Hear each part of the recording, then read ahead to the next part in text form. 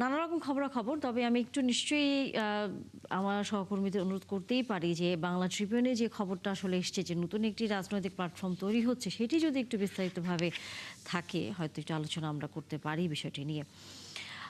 যুক্ত আছেন আমাদের সাথে অতিথি হিসেবে এরই মধ্যে শামসুজ্জামান দুদু, কেন্দ্রীয় বিএনপির ভাইস চেয়ারম্যান, এবং আছেন মনিরা শারমিন, যুগ্ম আহ্বায়ক এনসিপির। আপনাদের দুজনকে স্বাগত জানাই এবং ধন্যবাদ আমাদের সাথে যুক্ত হয়েছেন, এত রাতে সময় দিয়েছেন। এলাইনা মাঝখান আপনাকে দিয়ে যদি আলোচনা শুরু করি, সেটা হচ্ছে আমরা জানি আজকে 6 তারিখ, আগামী হয়তো আর 6 দিনের পর 12 মার্চ হতে যাচ্ছে প্রথম অধিবেশন সংসদের। যদি আপনার কাছে একটু মন্তব্য জানতে চাই, কেমন হবে এবারে সংসদ, কি মনে করছেন?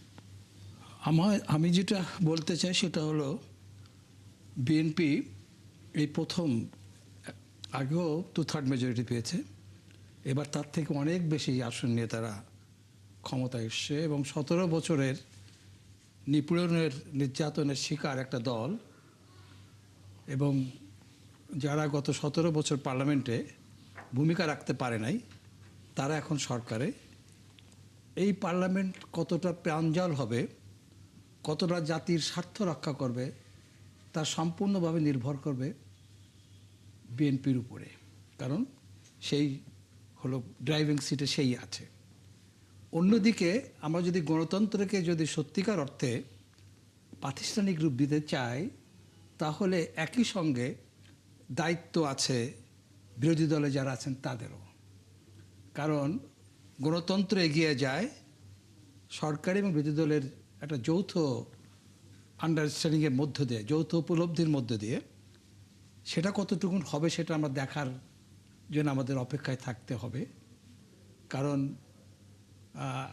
আমার কাছে সবসময় একটা শঙ্কা থাকে যে অতি যেটাকে বলা হয় ব্রুট মেজরিটি অনেক সময় কর্তৃত্ববাদী করে তোলে, সে ব্যাপারটা সামনে আছে। তারপরও আমরা বিএনপিকে যেভাবে দেখে আসছি যে একটা মধ্যপন্থী দল হিসাবে, এই দলটি না রেজিমেন্টাল পার্টি হিসাবে কখনো ছিল না, এই দলটি মনোলিথিক পার্টিও ছিল না।